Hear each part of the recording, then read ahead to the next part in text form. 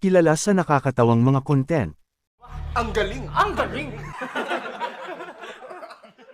Mga title ng video na mapapaisip ka at magtatanong ano to. Sa videong ito, samahan niyo ako ma-inspire at makitawa, kasama ng Team Payaman ni Kong TV.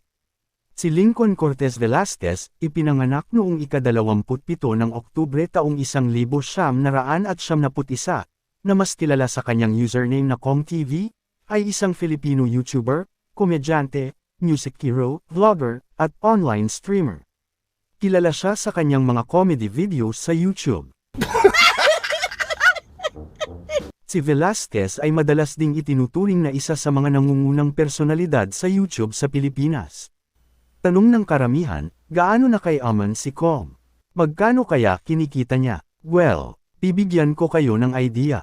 Ang Kong TV ay may tinatayang netong halaga na humigit kumulang $4.53 milyon. Bagamat available sa publiko ang aktwal na net worth ng Kong TV, ang $4.53 milyon na hula ay batay lamang sa kita sa advertising sa YouTube. Sa katotohanan, maaaring mas mataas ang net worth ng Kong TV, kung isa sa alang-alang ang mga karagdagang pinagmumula ng kita na ito. Ang Kong TV ay maaaring nagkakahalaga ng mas malapit sa $6.34 milyon.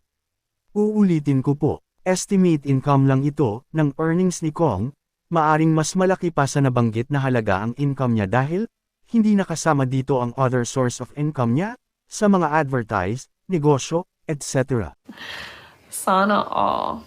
Kapatid, na-inspire ka ba kay Kong TV? Baka pwede mo namang i-comment ano ang masasabi mo sa kanya at sa Team Payaman. Sa gusto nga palang magpa-shoutout, comment lamang po sa baba para makasama natin sa susunod na mga video. Salamat sa panunood, huwag kalimutang mag-subscribe, salamat po. Ang galing! Ang galing!